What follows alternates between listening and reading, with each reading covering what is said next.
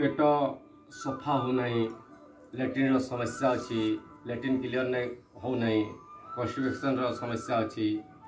आपण पेट को ठीक रखापी निजर खान पान को भी ध्यान देवा बहुत आवश्यक। देखो श्रीमद् भगवद गीतार भी भगवान श्रीकृष्ण 6 अध्याय 17 नंबर श्लोक कहते युक्ताहार विहारस्य युक्तचेष्टस्य कर्मसु युक्त स्वप्नबोधस्य योगो भवति दुःखः। जहार आहार विहार ठीक नहीं, खाइबार पीबार समय ठीक नहीं, शोइबा उठिबा समय ठीक नहीं, से जहाँ भी करुचे निज शरीर को स्वस्थ रखिपारे ना। से प्रथमे निज खाइबा समय को ठीक रखिए। राति जिते बेले भी खाऊँच आपण 8 बजे जाए भोजन करनी। जदि कि कौन कारण भी काम आसी कौन कारण तो 9 बजे जाए भोजन करनी। आउ बेसी समय भी कौन से असुविधा हो कौ दिन तो आपण हाल्का भोजन नियंतु। आउ बेसी भोजन नेले स्वास्थ्य बहुत क्षतिकारक। देखो आप 10 साढ़े 10 भोजन करेंगे और 4-5 बजे उठे तो आपण देखिए पेट सफा है नहीं। कारण आम डाइजेस्टर समय केते ये शरीर रे आप निजे अनुभव करूँ ये शरीर रे आम डाइजेस्टर समय केते समय जदि डाइजेस्ट भल हेब ना तो सकाल लेट्रिन कुआड़े सफा हे से पेट को सफा रखापी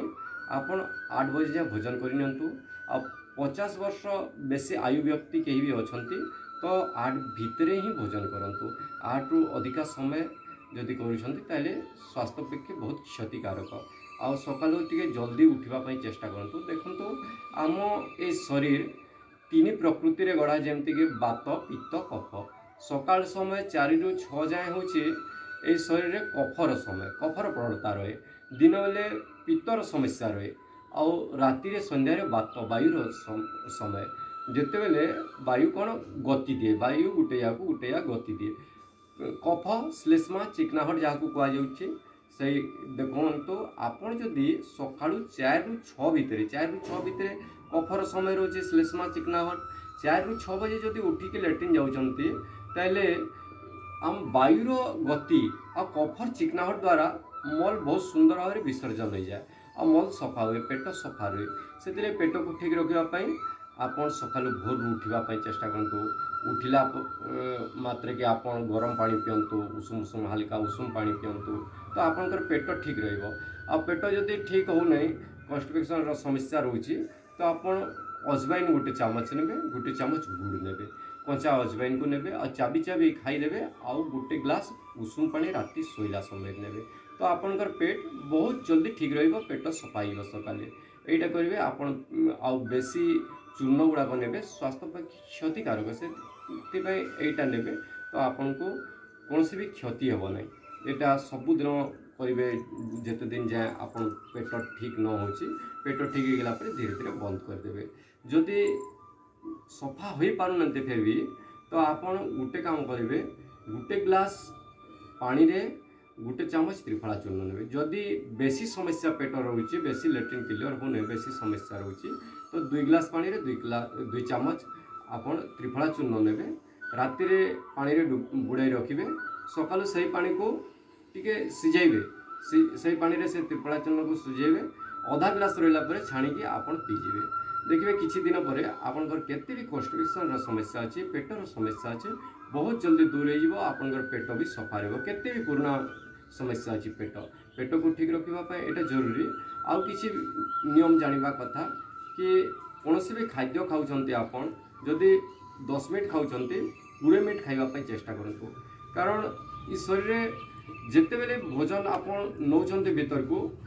जो खाद्य नौ चाबी चाबी जदि नौ लिक्विड करी नौ तो डाइट भलरे हो पारे। आ चाबी चाबी न खाऊँ ताइले स्वास्थ्य पक्षे क्षतिकारक। से शास्त्र भी अच्छी जे थरे जदि गोटे ग्रास नेले ताले 32 थर चाबिया कथा। आ साइंस भी कहूँ जे थरे जदि नौ ताले कम से कम 20 थर चाबिया कथा। आप 20 थर चाहतु, 20 थर चाबी चाबी खातु। बहुत लोके देखिए थाली भर थी आउ खाइबे एते स्पीड जमती कि चोरी जिनस खाऊँची एमती होची। से ध्यान देवे समय खाइबाटा टिके अधिका करूँ। खाइला समय कथा लागंतु नहीं, खाइला समय टीवी देखंतु नहीं और बेसी समय खाइबा चेष्टा करंतु आपनकर पेट बहुत जल्दी ठीक हो राति समयटा जल्दी रखंतु देखिए 8 दिन भितर आपण शरीर परिवर्तन आसीबो जदि राति जल्दी खाउछंती एटा मानिबे आ किछि आसन भी अछि किछि आसन आपण जदि करूछंती निश्चित भाव आपनकर पेट केते भी पुराना समस्या अछि बहुत जल्दी दूर हो आसन कपालभाति प्राणायाम भी ता सहित करबा कथा जदि बेसी समस्या पेट रोची एटा श्वास को बाहर को छाड़िबा एटा गोटे सेकेंड गोटे पेट भीतर को टाणी होची बाहर को श्वास को छाड़ुची देखंतु एई क्रिया करिवे आ किछि आसन अछि आ एई आसन सबुदिन अभ्यास करिवे जोटा कि मंडूकासन 3टा क्रिया करिवे आपण जदि एई क्रिया करूछंते निश्चित भाव में आपनकर पेट ठीक रहिबो श्वास नेबे छाड़ी के बाहर अटके रखिए नाभि 2 साइड हाथ रखिए दूर रे रखिए ना पाखरे आगू झुकिए देखंतु आगू झुकिकी किछि समय अटकिकी रहिबे कम से कम 30 सेकंड रु 1 मिनिट अटकिबे एई क्रिया कम से कम 8 रु 10 थर करिवे आपनकर पेट ठीक रहिबो गैस रो समस्या रहिबो नै एटा करिवे 2 नंबर क्रिया बाम हाथ प्रथमे रखिए ता ऊपर डाण हाथ श्वास नेबे छाड़ी के बाहर अटके रखिए प्रथम बाम हाथ तापर डाण हाथ और आगू झुकबे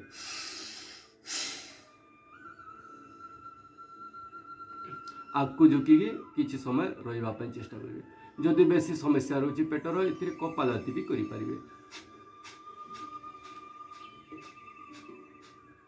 ए क्रिया कम से कम गुटे मिनिट अभ्यास रखिए और 8 रु 10 थर करेंगे 10 मिनिट अभ्यास रखु तो आपंकर पेट केते भी समस्या अच्छी दूर हो आउ गोटे क्रिया अच्छी बहुत जरूरी क्रिया केते भी पेटर समस्या लैट्रिन क्लीयर हो नहीं बहुत जल्दी क्लीयर हो श्वास नेबे छाड़ी के बाहर अटके रखिए पेट भीतर को टाणी प्रथम बाम हाथ तापर डाण हाथ हाथ को गोल गोल घुमाइबे केते भी समस्या अच्छी सांगे सांग भल हो देखंतु श्वास नेबे छाड़िबे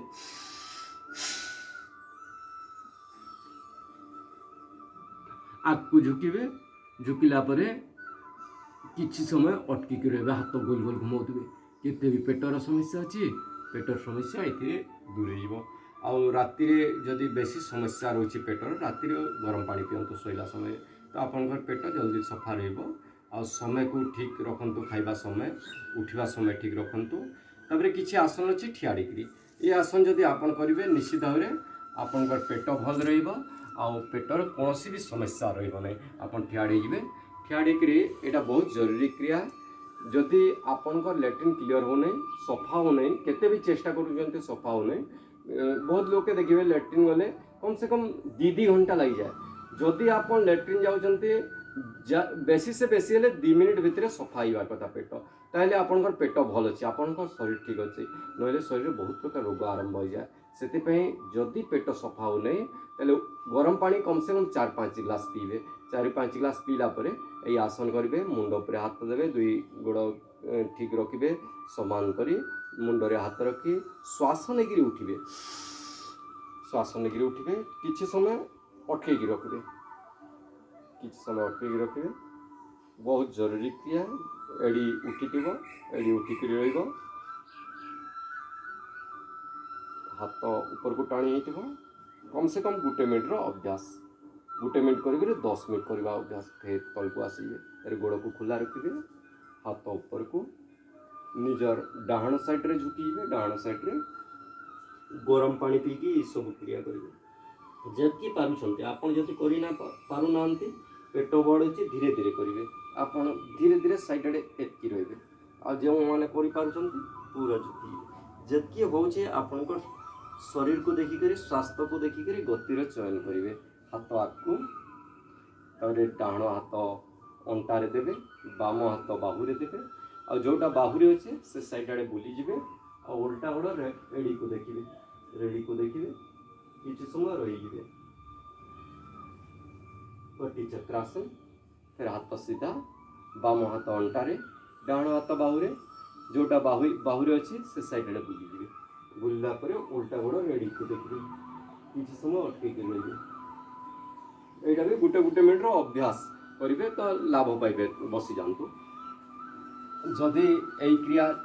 आपण सबुदिन करुँच किछि दिन पर देखिए आपंकर पेट भल रहिबो पेटर कौन भी समस्या हेब नहीं केते पुराना कन्स्टिपेशन समस्या अच्छी पेटर समस्या अच्छी लैट्रिन क्लियर हो नहीं तो आपन निजर खान पान को बदलांतु आपन खाइबा समय को बदलांतु आउ गरम पानी पियंतु निश्चित भाव आपंकर पेटर भल रहिबो आ जदि पेट भल अच्छी तेल सबकिछि आपन को भल लागिबो जदि पेट भल नहीं कौन काम भी आपन ठीक ढंग से करें ना से निजर पेट को ठीक रखापी यही आसन